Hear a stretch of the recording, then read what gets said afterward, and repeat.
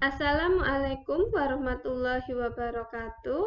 Perkenalkan, nama saya Hetika. Saya adalah dosen tetap Prodi D3 Akuntansi. Hari ini saya akan menjelaskan tentang kontrak perkuliahan untuk mata kuliah pengantar akuntansi 1 yang akan saya ampu di semester ganjil tahun akademik 2020-2021. Sebelumnya saya ucapkan selamat datang kepada mahasiswa baru atau mahasiswa semester 1 Politeknik Harapan Bersama. Semoga kalian bisa sukses bersama kami di Politeknik Harapan Bersama. Ya.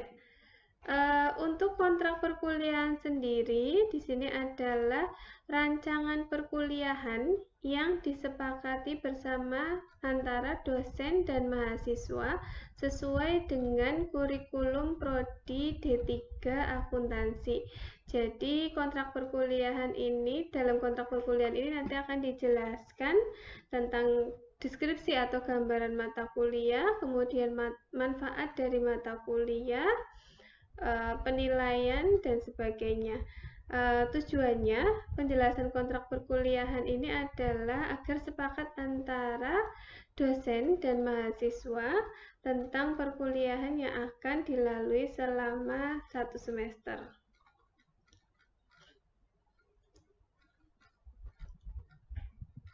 Ya, untuk manfaat mata kuliah sendiri, harapannya setelah menempuh mata kuliah pengantar akuntansi 1, mahasiswa yang pertama mampu menjelaskan tentang definisi akuntansi. Jadi mahasiswa bisa memahami apa itu akuntansi dan menjelaskan tentang definisi akuntansi.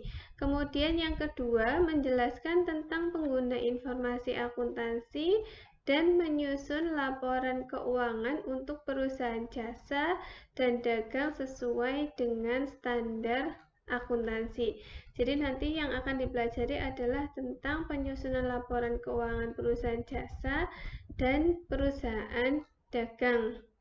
Kemudian ini yang paling penting, melalui teori dan praktik yang dipelajari oleh mahasiswa, nantinya mahasiswa akan mampu mengidentifikasi permasalahan-permasalahan yang timbul pada saat penyusunan laporan keuangan.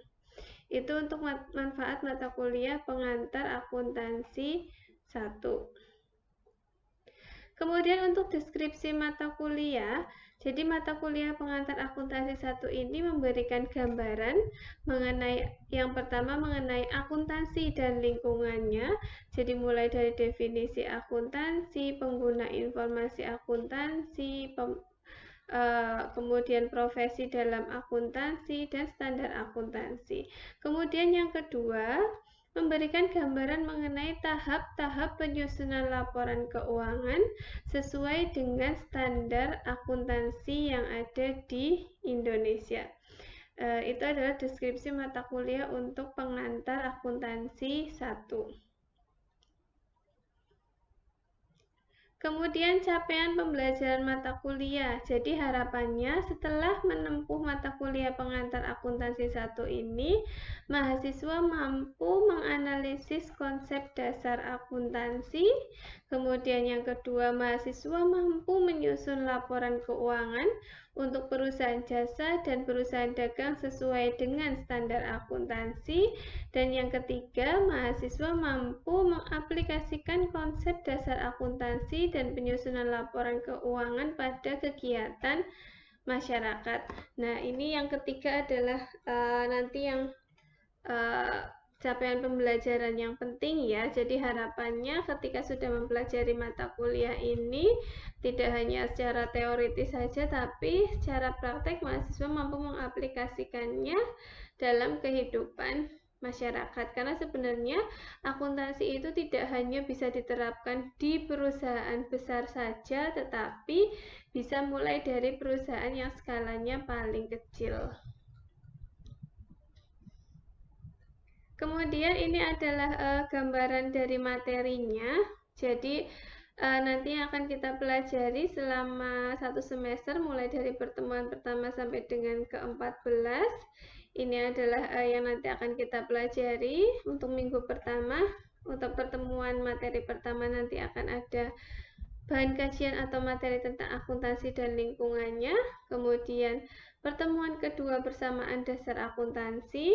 Pertemuan ketiga sampai dengan pertemuan ke-9 itu adalah siklus akuntansi untuk perusahaan jasa, dan pertemuan 10 sampai dengan 14 adalah membahas tentang siklus akuntansi untuk perusahaan dagang. Itu adalah gambaran materinya.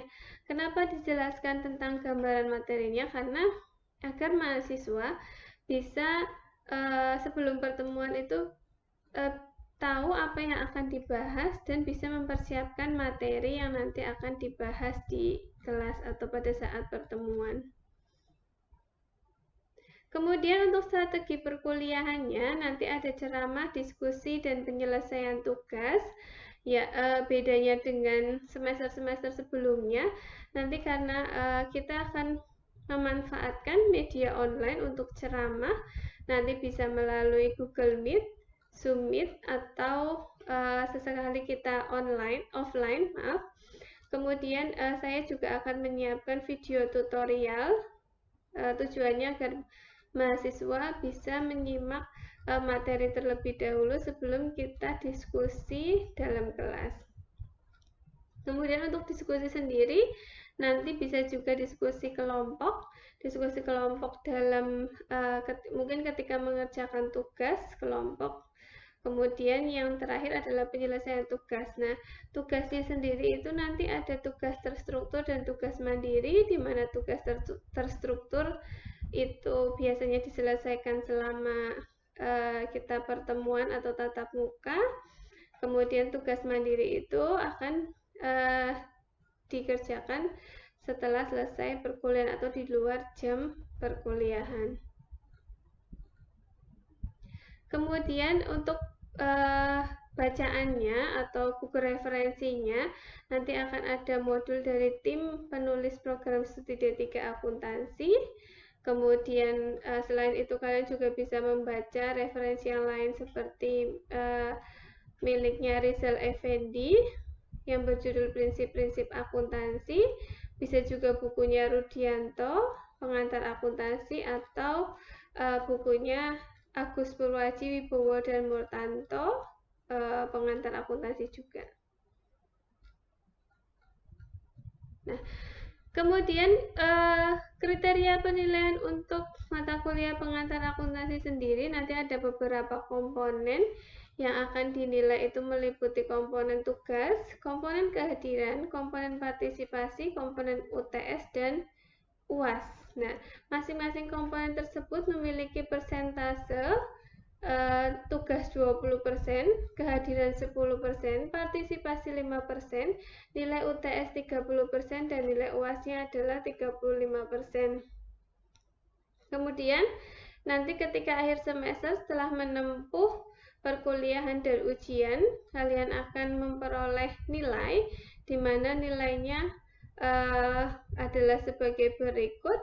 Nanti berupa huruf A, B, C, D, dan E, di mana huruf A, B, C, D, dan E ini diperoleh dari angka rentang nilai yang ada di tabel tersebut. Kemudian bobot yang paling besar itu adalah bobot nilai A. Jadi misalkan kalian memperoleh nilai 82, berarti ada di rentangan yang paling atas, sehingga nanti hurufnya adalah huruf A. Kalau dapat nilainya 75, berarti ada di rentangan yang kedua, nanti nilai akhir hurufnya adalah B, dan seterusnya.